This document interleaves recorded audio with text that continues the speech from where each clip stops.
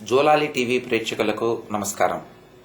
Andhra Pradesh assembly మాజీ speaker అగరాల ఈశ్వర్రెడ్డిచే ఆంగ్లంలో రచించిన టంగుటూరి ప్రకాశం పంతులు జీవిత చరిత్ర పుస్తకాన్ని కేంద్ర గ్రామీణాభివృద్ది శాఖ మంత్రి ఎం వెంకయ్యనాయుడు ఎస్వీ యూనివర్సిటీ సెనెట్ హాల్లో జరిగిన కార్యక్రమంలో జ్యోతి ప్రజ్వలన గావించి ఆవిష్కరించారు. ఈ కార్యక్రమంలో ఎస్వీ యూనివర్సిటీ ఉపకులపతి ఉదయగిరి రాజేంద్ర, దొరపాటి కుటుంబరావు, ఆచార్య రంగారెడ్డి తదితరులు పాల్గొన్నారు. ఈ కార్యక్రమానికి ముఖ్య అతిథిగా విచ్చేసిన కేంద్ర గ్రామీణాభివృద్ది శాఖ మంత్రి ఎం వెంకయ్యనాయుడును నగర ప్రముఖులు ఘనంగా సత్కరించారు. అనంతరం ఆయన మాట్లాడుతూ, శ్రీ ఉదయగిరి రాజేంద్ర గారు ఈనాటి కార్యక్రమంలో ప్రధాన వక్త పెద్దలు శ్రీ దొర్లపాటి కుటుంబరావు గారు, ఆచార్య రంగారెడ్డి గారు ఈనాటి కార్యక్రమానికి ఆద్యుడు, కారకుడు, మనందరికీ ప్రేరణ కలిగించే చక్కటి పుస్తకాన్ని రచించిన పెద్దలు శ్రీ ఈశ్వర్రెడ్డి గారు, వెంకటేశ్వర విశ్వవిద్యాలయ సెనెట్ హాల్లో ఈ పుస్తక ఆవిష్కరణ కార్యక్రమంలో పాల్గొంటున్న అధ్యాపకులు, విద్యార్థులు, పట్టణ ప్రముఖులందరికీ నా హృదయపూర్వక నేను కాదనకుండా పైపెచ్చు మహనీయుడి యొక్క జీవితాల గురించి వాడు సంక్షిప్తంగా రాసిన పుస్తకాన్ని ఆవిష్కరించడానికి మహద్భాగ్యం దొరికిందనే ఉద్దేశంతో నేను ఈ కార్యక్రమానికి రావడం జరిగింది. ఇవాళ ఉదయాన్నే స్వచ్ఛ భారత్ కార్యక్రమంలో భాగంగా టంగుటూరి ప్రకాశం పంతులు గారి యొక్క కాంస్య విగ్రహాన్ని నెల్లూరులో ఉదయాన్నే మేమంతా పరిశుభ్రం చేశాం. నేను, మంత్రి గారితో మంత్రి అందరం కలిసి జవహర్లాల్ నెహ్రూ, ప్రకాశం పంతులు, డాక్టర్ బాబాసాహెబ్ అంబేద్కర్, మహాత్మా గాంధీ ఈ విగ్రహాలన్నీ ఉదయాన్నే పరిశుభ్రం చేశాం.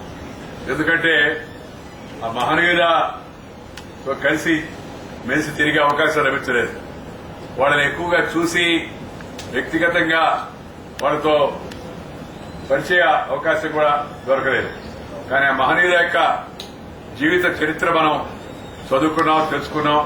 కనీసం వారి యొక్క ఆ విగ్రహాలకి ఈ సమాజంలో వచ్చిన మట్టి మాలిన్యం అవుతుందో దాన్ని శుభ్రం చేసేదా కొంతవరకు జన్మ తరిస్తుందనే ఉద్దేశంతో ఆ కార్యక్రమాన్ని చేపట్టడం జరిగింది.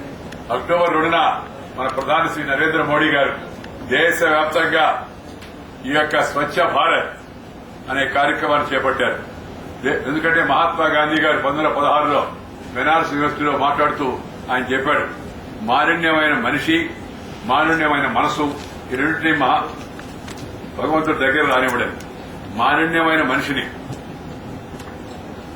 మాలిన్యమైన మనసును ఉన్న వ్యక్తిని ఈ ఇద్దరిని భగవంతుడి దగ్గర రాని చెప్పాడు గాంధీ గారు. గాంధీ గారు చాలా సూక్ష్మంగా మనకు అర్థమయ్యేట్టుగా చెప్తుంటాడు మామూలుగా. అలాగే ఆయన ఇంకో మాట చెప్పాడు, ఈ పరిశుభ్రమే పరమాత్మతో సమానం అని. పరిశుభ్రమే రాజకీయ స్వాతంత్ర్యం కన్నా ముఖ్యం అని చెప్పాడు. అలాంటి దాన్ని స్ఫూర్తి తీసుకుని శ్రీ నరేంద్ర మోడీ గారు ఆ కార్యక్రమాన్ని ప్రారంభించారు. స్వచ్ఛ భారత్ ఉంటేనే స్వాస్థ భారత్ ఉంటుంది, ఆరోగ్యం బాగుంటుంది. దాని దృష్ట్యా ఇవాళ నేను ఆ రోజు ఢిల్లీలో ఉన్నాను కాబట్టి కేంద్ర మంత్రిగా ఈ కార్యక్రమ సంచాలకుడిగా మా సొంత ఊరిలో ఉండే అవకాశం లేకపోవడంతో ఇవాళ నెల్లూరులో ఉదయాన్నే ఆ కార్యక్రమం పెట్టుకుని ఆ కార్యక్రమంలో పాల్గొందామని వచ్చాను. వస్తున్నప్పుడు ఈశ్వరుడు గారు చెప్పడంతో దాన్ని దీంతో జోడించి ఇది అయిన వెంటనే మధ్యాహ్నం హైదరాబాద్ లో యాదయ్య పదయ్య అని తెలంగాణ మొదట ఈ ఆవిష్కరణ సందర్భంగా దసరా ఉత్సవంలో పాల్గొవలసి ఉంది. తర్వాత ముందుకు వెళ్లాల్సి ఉంది. అందుకని జీవితమే పరిగెత్తడం అవుతుంది, కానీ పరిగెత్తడంలో సంతోషం ఉంది. ఎందుకంటే జనం కోసం పరిగెత్తున్నాం మనం. ఇప్పుడు తరుక్కొస్తే పరిగెత్తడం కాకుండా.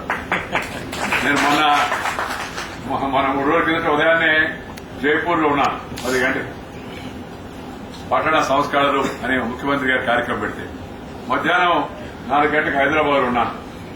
శ్రీ మోడీ గారు ప్రతి సామాన్యుడికి మినిమం పెన్షన్ 1000 రూపాయలు తక్కువ ఉండాలని ఆ కార్యక్రమాన్ని ప్రారంభించారు. దాని ప్రారంభం కోసం హైదరాబాద్ వచ్చారు.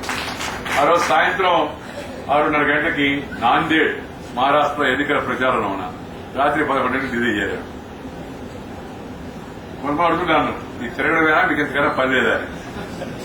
రాజకీయ నాయకులు తిరగాలి, విషయాలు తెలుసుకోవాలి, తెలవని విషయాలు ఇంకా చదువుకోవాలి. లెర్నింగ్ ఇది లైఫ్ లాంగ్. రాజకీయ నాయకుడికి ఉండాల్సింది ఎర్నింగ్ కాదు, సంపాదించడం కాదు, తెలుసుకోవడం.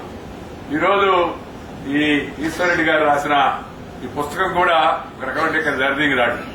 ప్రకాశం పంతులు గారి గురించి పైపైన విషయాలు తెలుసు, ఆయన గొప్ప పోరాట యోధులని తెలుసు, రాజీ లేని అలుపెరగని పోరాట యోధులని కూడా తెలుసు. తను అనుకున్న దాన్ని నిక్కచ్చిగా ముక్కు సూటిగా మాడే వ్యక్తి అని, అవతల వాళ్ళు ఏమనుకుంటారో కూడా లెక్క చేయకుండా మాడగల వ్యక్తి అని, నెహ్రూని, సర్దార్ పటేల్ని, పట్టాభి సీతారామయ్యని, ఇంకా అనేక మందిని ఏకవచనంతో నేరుగా సంబోధించగలిగే స్థాయి వ్యక్తిత్వం ఉండే వ్యక్తి అనే విషయం కూడా తెలుసు మనకు. కానీ ఆయన వ్యక్తిత్వంలో విభిన్న కోణాలు, ఆయన బాల్యం ఎలా గడిచింది, ఆయన చదువుకునేటప్పుడు ఎలా చిరుపుగా ఉండేవాడు, ఎలాంటి తిరుగు పనులు చేస్తుండేవాడు, ఎలాంటి సాహసోపతి కార్యక్రమాలు చేస్తుండేవాడు, ఆ తర్వాత చదువుల్లో వెనకబడిన తెలుగులో మహా మేధస్సుని కనపరిచేవాడనే విషయం. చదువులో వెనకబడిన ఇతర కార్యక్రమాల్లో పాల్గొని, కానీ మేధస్సులో బ్రహ్మాండం యొక్క విజ్ఞాన కని. అలాగే అక్కడి నుంచి ఆయన న్యాయవాద వృత్తి, తర్వాత బ్యారిస్టర్ గా మరి సంపాదించడం, ఆ తర్వాత రాజమండ్రికి వెళ్లి ఇక్కడ ప్రాక్టీస్ చేయడం, రాజమండ్రిలో మున్సిపల్ చైర్మన్ గా ఆయన అందరూ ఎన్నుకోవడం, ఆ తర్వాత